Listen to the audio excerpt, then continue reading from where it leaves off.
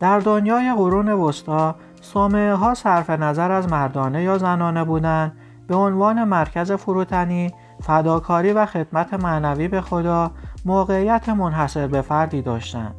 با این حال بعضی از این صومعه ها از مسیر عدالت منحرف و به کانون تفنن به عیاشی تبدیل شدند که هر کشور اروپایی داستان‌های متمایزی را توی این زمینه داشتند.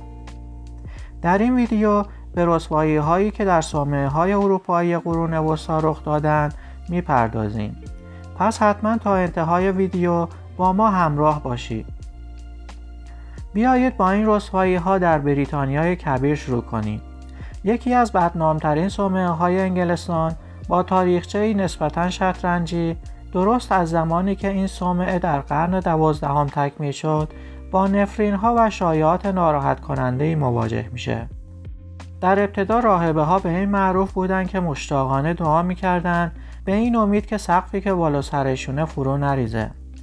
اما با گذشت زمان که ترس اونا فروکش میکنه، داستان‌های رسوایی اونها پخش میشه که این راهبه‌ها از مسافران و شوالیه‌ها دعوت میکردن که شب را کنار اونها بگذرونن تا به ازای خدماتی که بهشون میدن هزینه‌های گزافی دریافت کنن.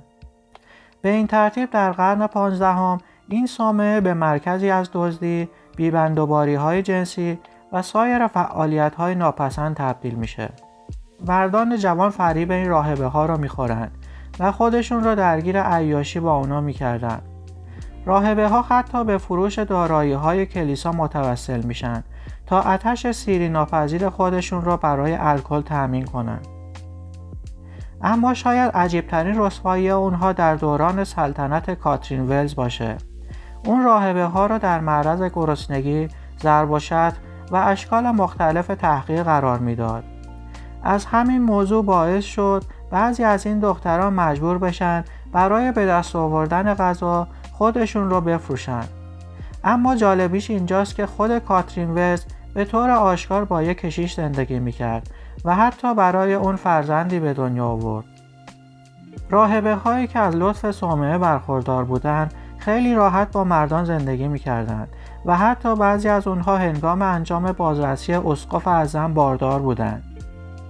بعد از این بازرسی در سال 1517 به دلیل افزایش شایعات انجام شد که اسقف اعظم ویلیام اتواتر مجبور میشه که نماینده خودش را به اونجا بفرسته.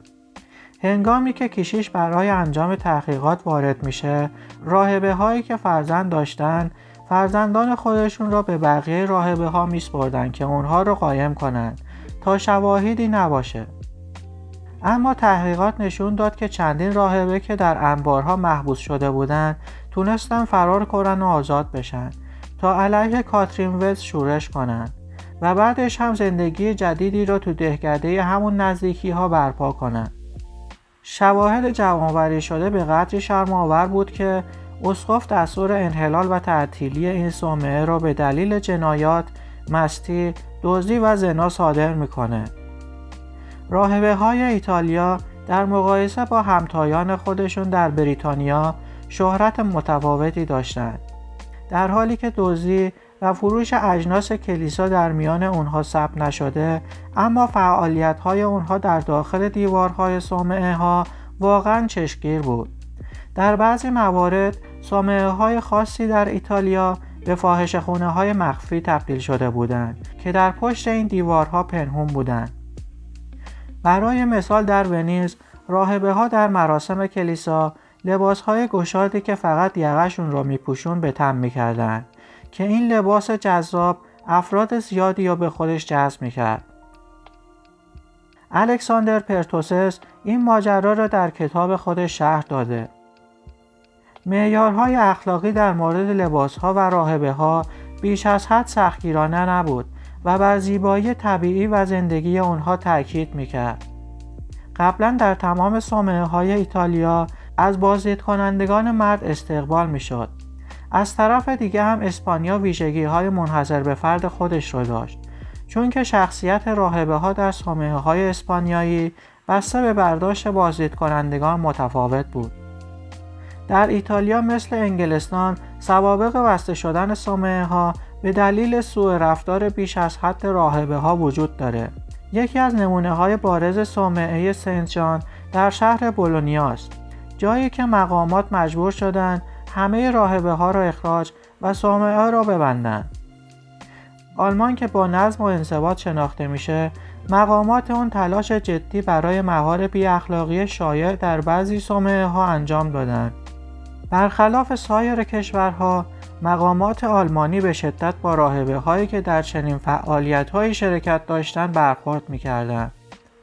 صومعه نادانزل در شعاب که به یک فاحشه‌خانه واقعی تبدیل شده بود، مشتریانی را داشت که فقط برای برخورد صمیمانه با راهبه های اون به اونجا می اومدن. جولیوس، کسی که حامی مالی این صومعه ها بود، در نهایت تصمیم گرفت که به این رفتار نادرست جنسی پایان بده. اون شخصا دستور داد که مادر اعظم را زنده به دیوار بکشن. مقامات کلیسای آلمان هم بازرسی‌های غافلگیرانه و برنامه‌ریزی شده را از صومعه ها انجام دادند که اغلب اونها به نتایج شگفت‌انگیزی برخوردند. مثلا در کلیسای سفالینکان اکثر راهبه ها باردار بودند. یکی از سرگرمی‌های مورد علاقه در این صومعه ها خاموش کردن ناگهانی چراغ‌ها در جشن‌ها بود که بازدید کنندگان و نگهبانان اجازه می‌دادند با هر کسی که در تاریکی برخورد می‌کنند خلوت کنند. و باز هم مقامات برای برخورد با این بازدید کنندگان بی بند و بار اقدام کردند. اونها راهبه ها را از ورود به شهر منع و برای هر کسی که قصد ورود به صومعه را با قصد گناه داشت 10 قطعه طلا جریمه نقدی کردند. سنت های فرانسوی نه تنها با ماهیت آزاد راهبه ها بلکه با عیاشی های اصیل اونا که یادآور جشن های رومیه به یاد آورده میشه. سرمست از شراب، مردان و زنانی که در آغوش‌های شهوت در هم تنیده شده بودند. حتی ذکر شده که در صومعه‌های پاریس اکیداً راهبه ها را از شرکت در عیاشی منع می‌کردند. نظر شما در مورد این رسوایی‌ها چیه؟ حتما توی کامنت ها نظر خودتون رو بگین. ممنون که تا انتهای ویدیو همراه ما بودین.